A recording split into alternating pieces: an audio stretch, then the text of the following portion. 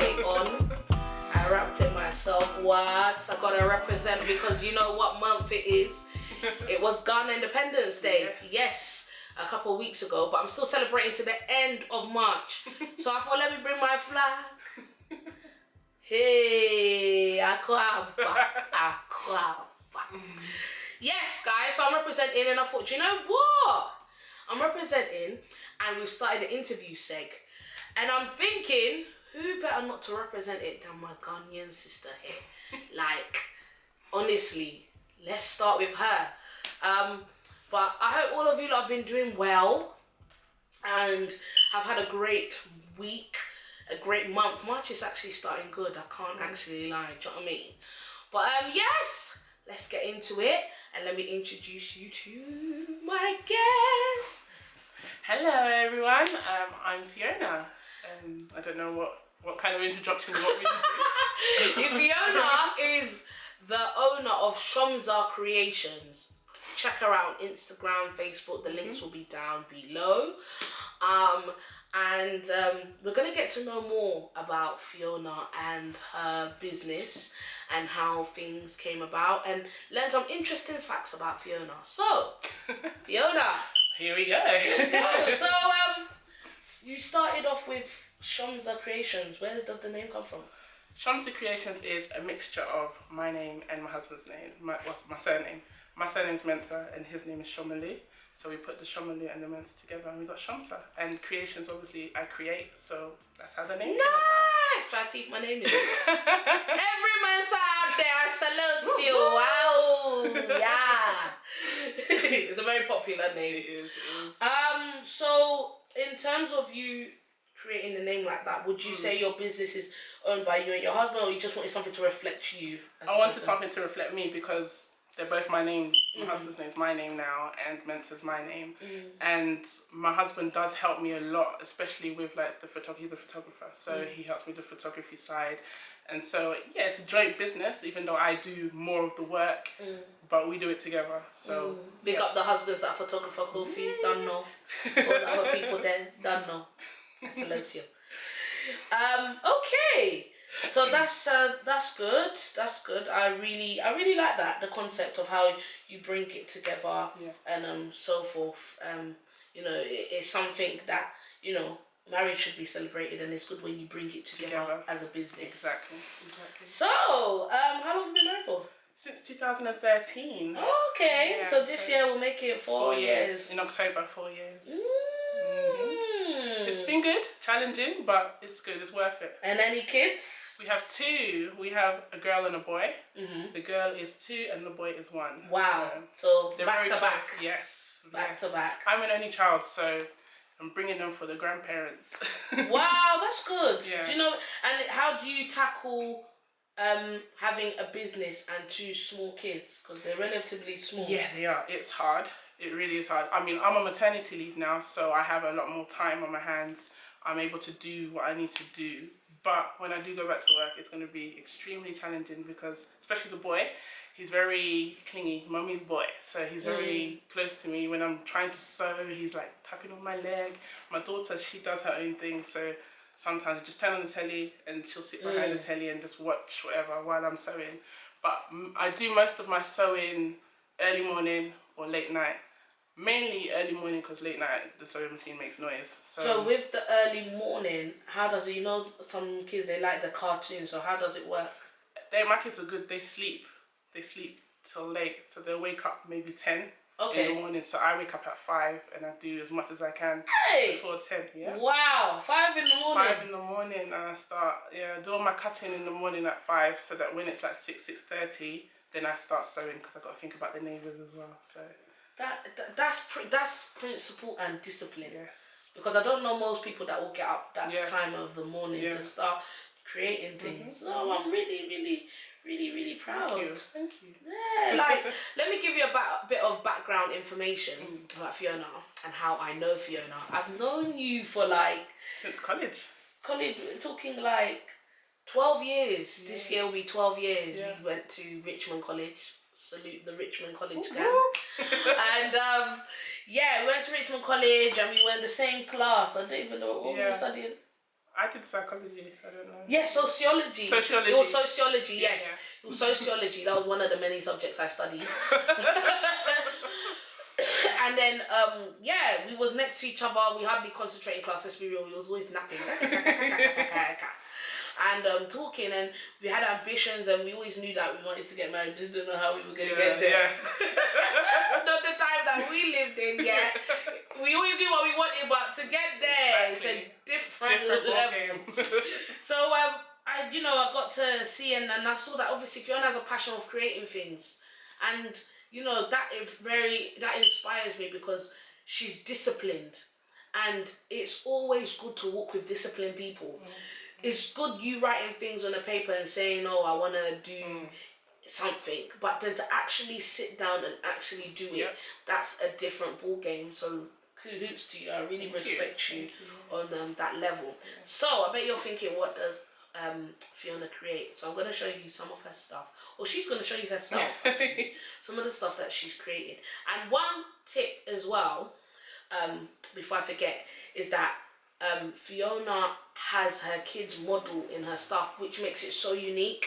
She doesn't use a lot of kids from outside. She uses her own kids, and she makes stuff, so she makes their model. And I don't think a lot of people know that, but it's her actual kids that you will see on the Instagram modeling and so forth. So she's putting her brand out there. It's a family brand, and we need to support family brands. So let's see what stuff. Okay. Well, this is one of my skirts that I've made. I'll give you a bit of a background about me. I haven't always known how to sew. I actually taught myself how to sew when I was on maternity with my firstborn. She was a crybaby, the worst crybaby ever. I couldn't do anything, couldn't go anywhere. I'd be in the queue shopping, she'd be crying. I'd be so embarrassed that I'd go back home in winter when everyone's wearing their jackets. She gave me so much pressure that I'm sweating just wearing t-shirt in the shop because she cries so much. So I thought to myself, you know what, I can't keep doing this because she cries so much. I want to be able to make her clothes so I don't have to always go out into the shops. So I took apart one of her dresses, and I thought, okay, let me try and put this back together again. Funny enough, my husband, he's not Ghanaian.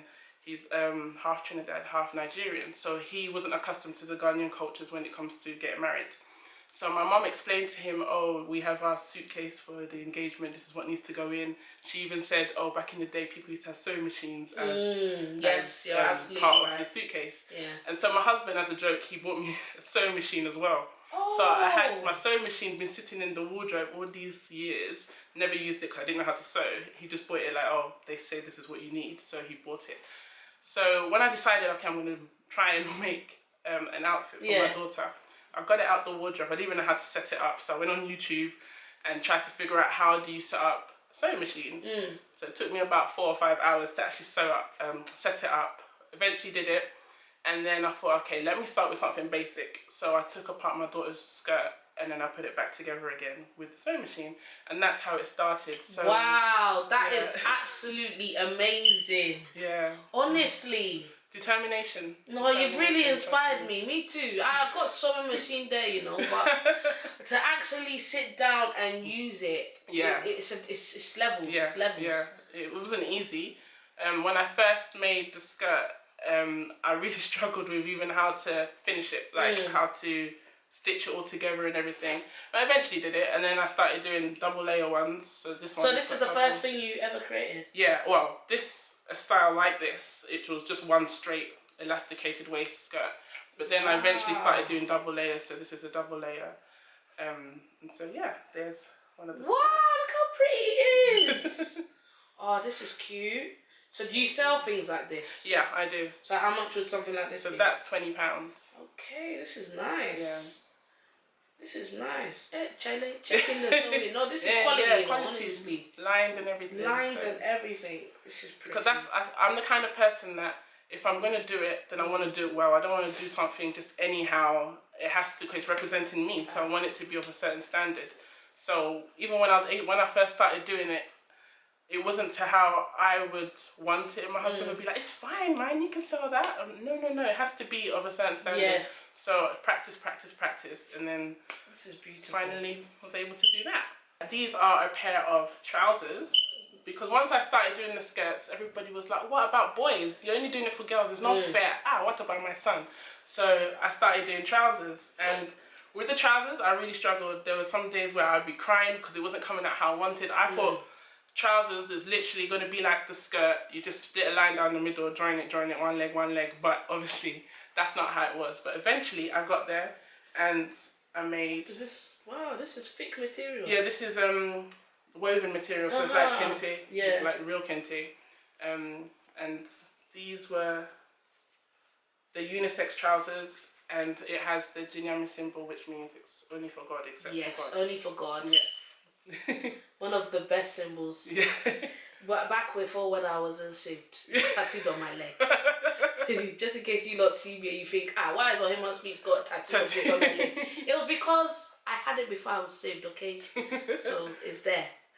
So with the trousers, I wanted to do something different that I hadn't seen many people do. So I'd done a whole load of research, days and nights, trying to research what was out there.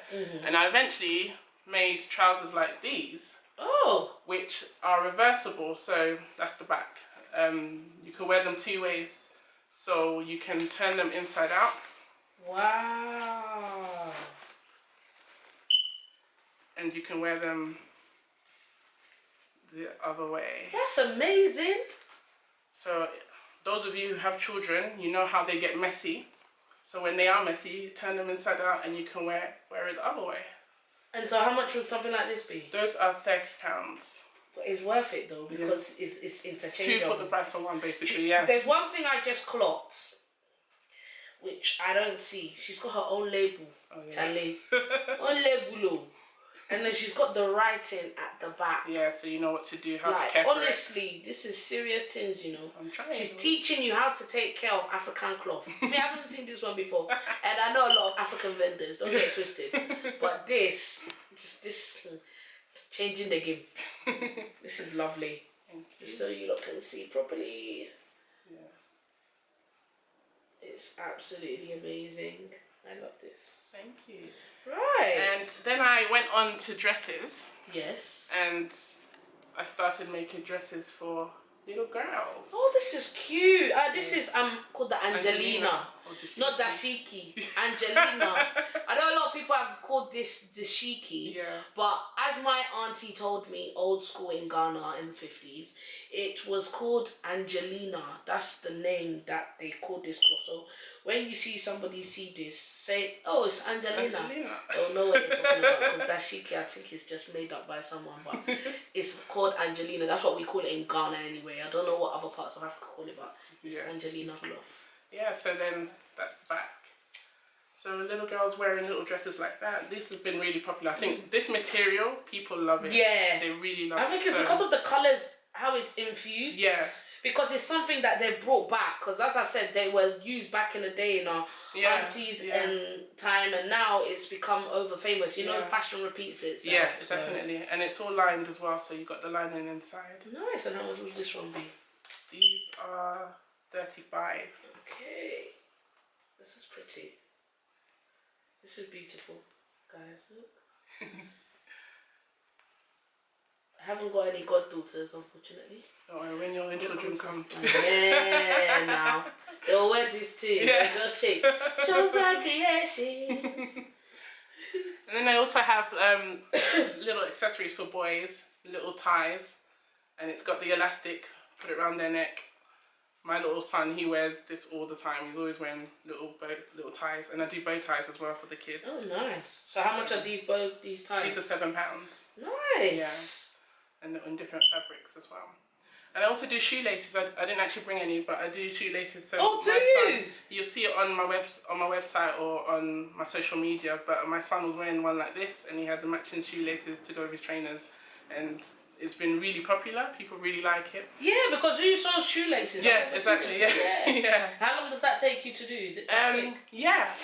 I could do them in half an hour. So I could do a pair in half an hour. And so how much is a pair? How much do you sell a pair? For the kids, the pair is £7, and I do adults as well. I didn't plan to do adults because all my stuff is for children, but people really wanted the laces, so for the adults it's £12. Okay. Yeah. I'm flabbergasted. I never heard of anyone making Shoelaces before that's different. That's different, and you need to bring something different to the game. Yeah, because there's so much competition, so you need to bring something that's original but unique at the same time, and that's what I've been trying to do. So yeah. You heard it first on Himos. Exactly. Yeah. And lastly, what I want to show you, I've been making playmats now, so it's not just clothing that I do. Oh. But it's a big piece. It's massive. It's really, really big. Let's see if we can hold it up.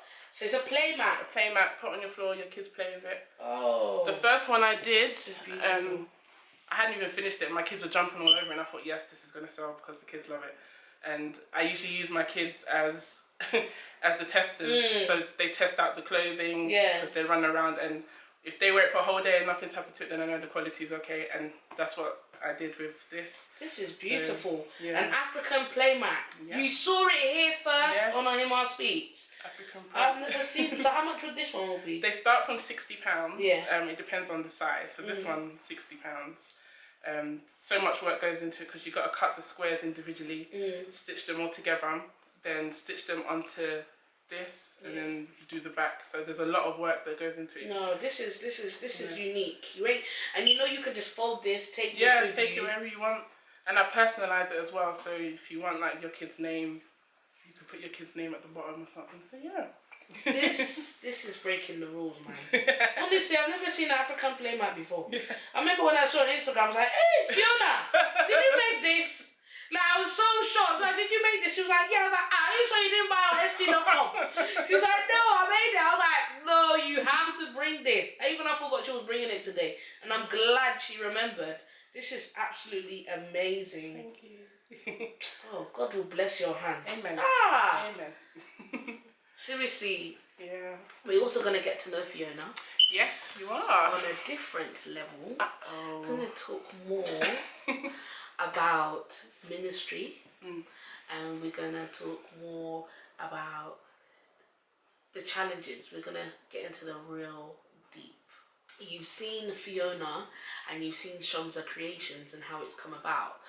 And I think the message we're also trying to put out there is that when you have a business, you know, some people just probably feel like you just sit at home, have a business, have kids, but that's not the end of the story for Fiona. Like, Fiona works full time, guys.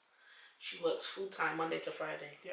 Monday to Friday, works full time, has 2 kids, married and making all of these creations, and is also a ministry at church. Now, people are probably thinking, oh my gosh, how does she do all that? It's all by God's grace. Exactly. There's no other way to describe how she does everything. So if you're sitting there on your backside, you ain't doing nothing, you are lazy. Yeah, cry for you are lazy. So it's nothing in this world stops you from doing what you need to do. At the end of the day, everybody wants a business, don't get it twisted. But how are you going to finance that business? By sitting down.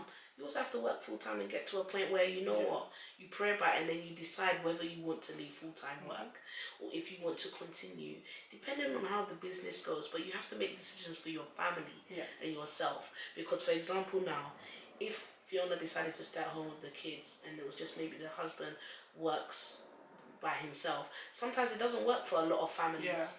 And a lot of people make that choice thinking it works, but if they don't discuss it and you know have to help, because as a wife you are a helpmate, so you may be sitting down at home with the kids. I'm not knocking that, but what I'm saying is that if there's an option for you to go to work and help, shall they use that option? Because we living in London right now and things are not easy, let me not lie to you. So Fiona, you work full time. What do you do? I'm a rehab assistant in the hospitals, community based, so we go to people's homes.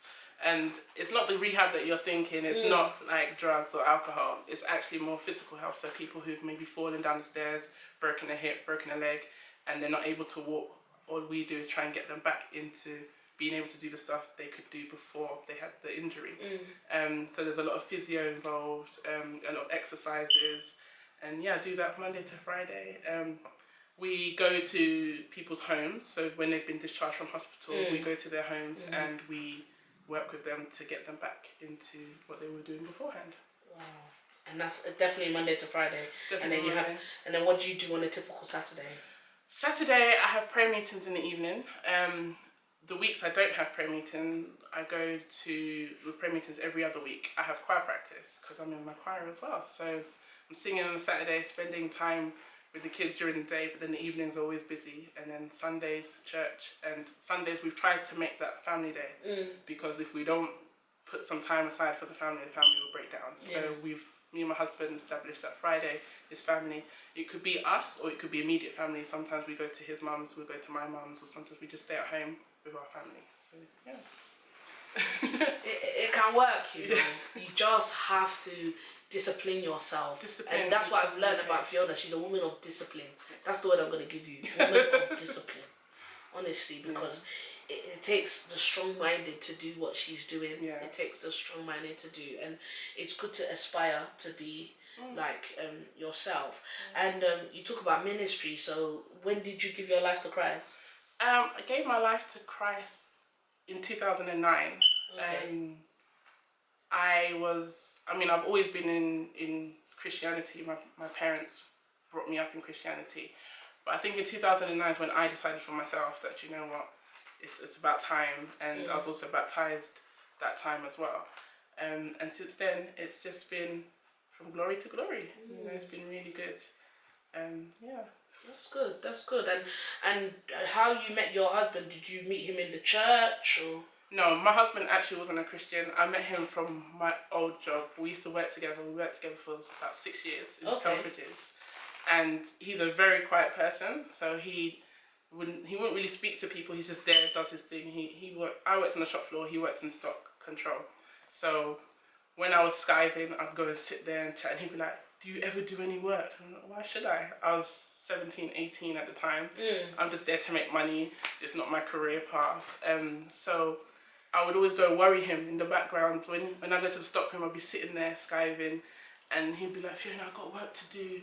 And I'm like, "Yeah, but you don't talk, so I'm here to worry you, so you'll be talking more and more and more." And, you know, as the years went on, we became really good friends. And our friendship was not just at work. We'd be friends at work. We go out.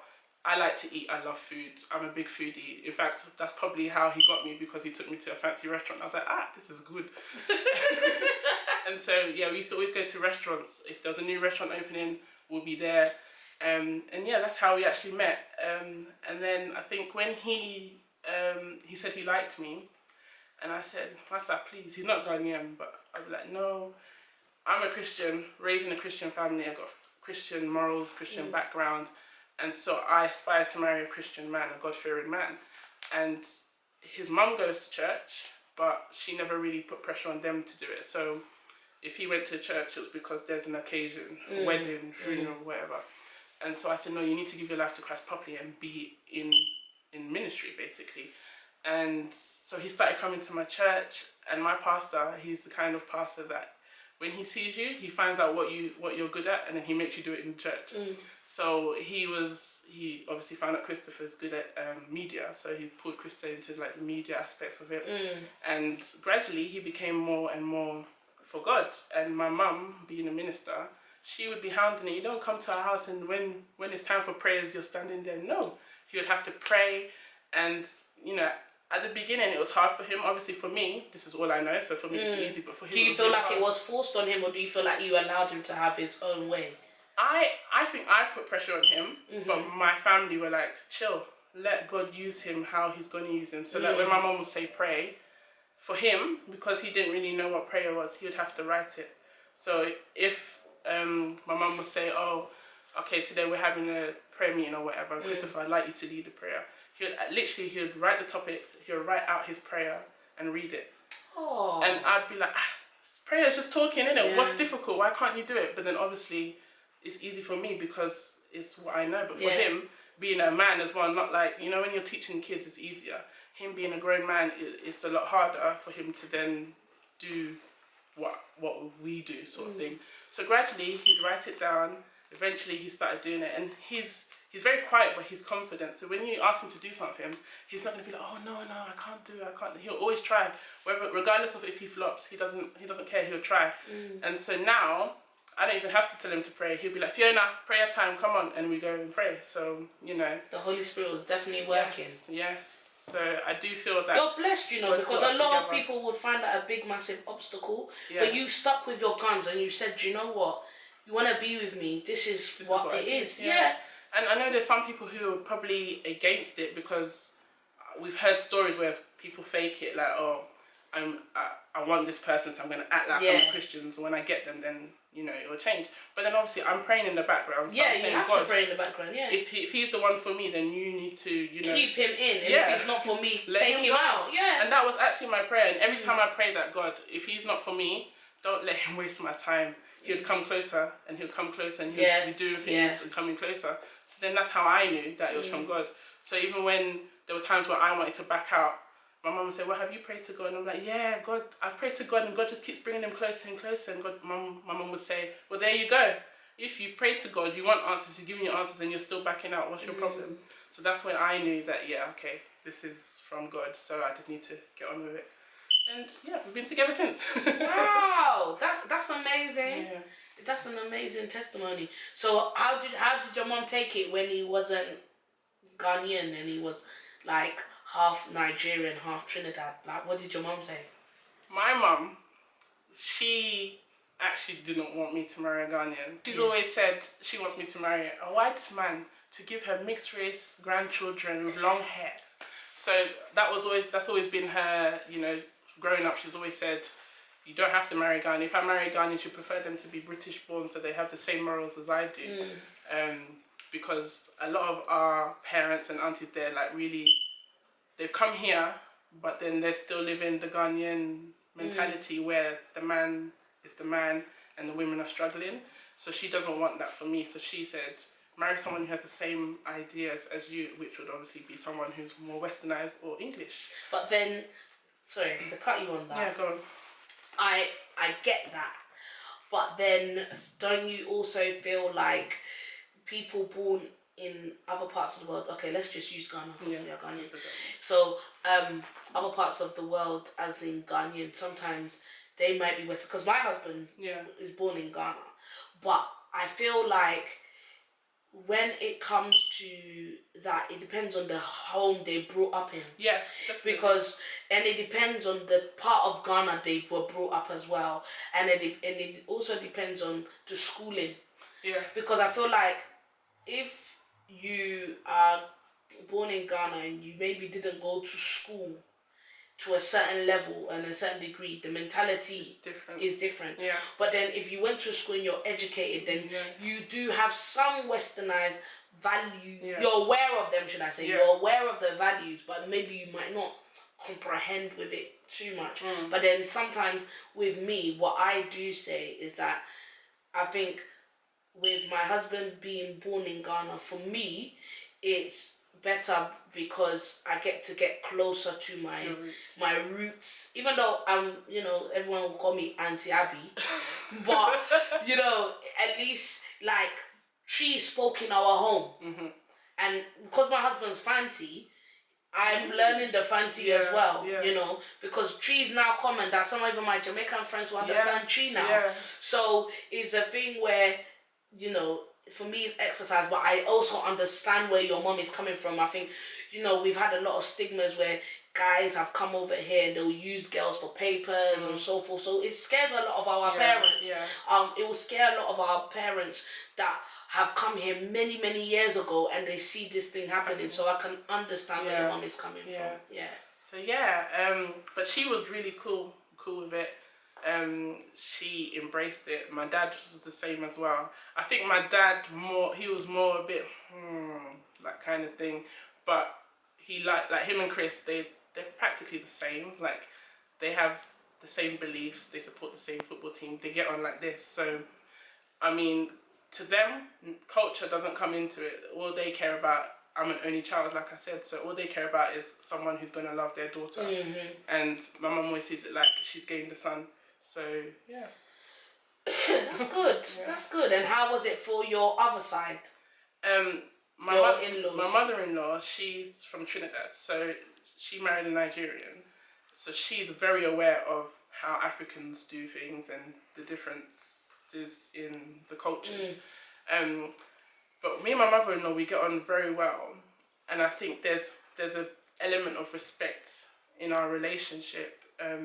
So I see it like she treats me a bit different to the rest of her in-laws, and maybe that's because of the element of respect. And so I love it. I don't hate anything about it, and I love the whole culture thing, because when I go there, we'll eat food from Trini. But then, Roti. Yeah, exactly, Cheers! yeah. I love a roti, you know.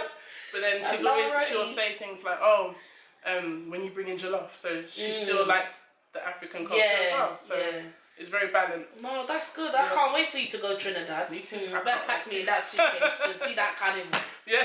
I enjoy Trinidad carnival very well. I'd really love to see it. Go to Trinidad. So make sure you invest in a house there. Then next time you call me, Abigail, come and stay in my house in Trinidad. I will come. Yeah. First class. I'll be there. No, but it's good. I'm glad you let those elements of culture stuff come your way. You will see Fiona one day when we do a Human Speaks event. I'm not going to tell you too much of what's going to be happening this year, but you will see her soon if you're invited to come to the event, which I hope most of you will come. Just to know your outcomes and so forth with the ministry.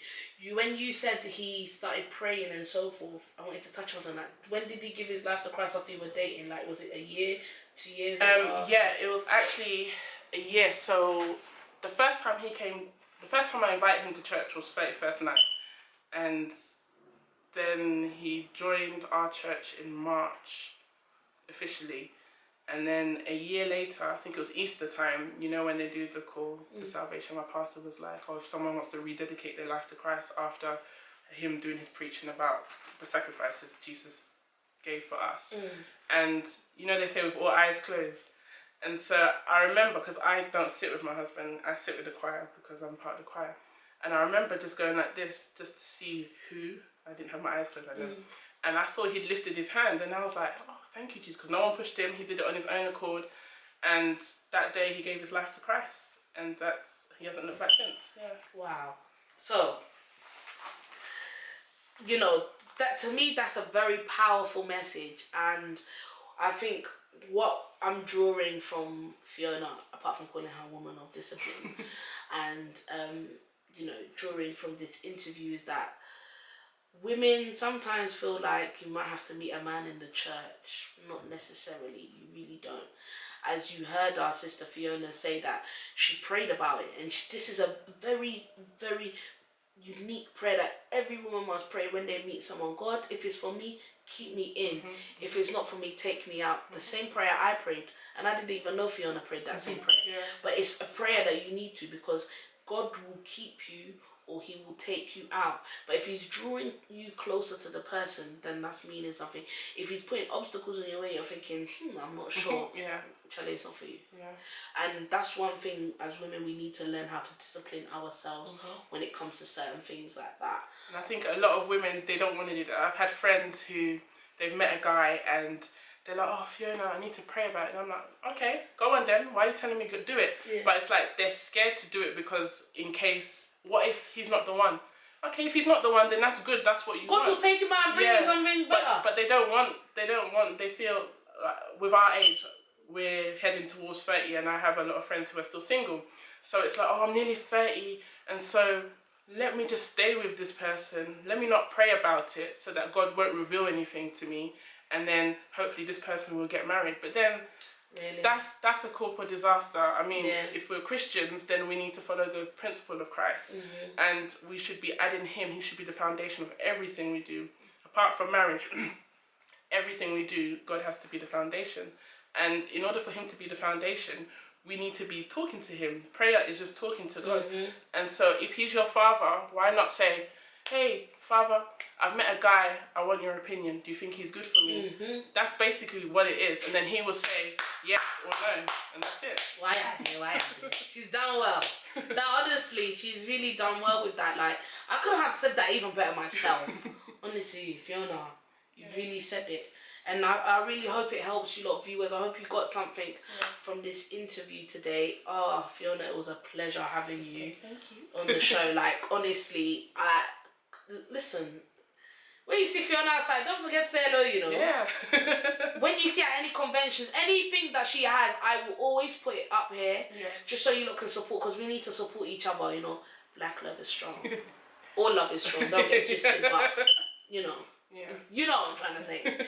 But it was a pleasure having you here. Thank you. Seriously, kiss those little kids for me. I will. I'm telling you. And, you know, as I said, you'll see more Fiona now and again. I will mention her name quite a few times. But, you know, you can take a lot from this video. So, guys, I'm going to end it here. Going to have to do the Hima Speaks shoulder movement. Don't worry, she hasn't been watching the videos. I have. So you should know the shoulder movement. No, I don't know it. So you have to do like this. Oh, I don't. See you guys later. So guys, my description, everything's in the comments below, in the description box below. All Fiona's information will be in the description box below. Thank you for watching, guys. Please don't forget to like, comment, share, and subscribe. Press the bell as well for notifications so you know when Hima Speaks is coming on. Thank you for all my viewers worldwide. I thank you so much for your support. And we've started the interview seg now. Back in 2017, you're going to see some more people sitting on this sofa here. So, yes, guys, follow me on Snap. See what I'm about. And yeah, if you want this Kente scarf, yeah, holla at my mum, innit? Because I took it from her now. She gave it to me, but it's from Ghana. Real Kente. Don't do no false thing around there, get me? But yeah, if you're interested in the headscarf, just email me and I'll let you know how to get it. But that's a bye from us, and we hope you have a good week. Bye. Later.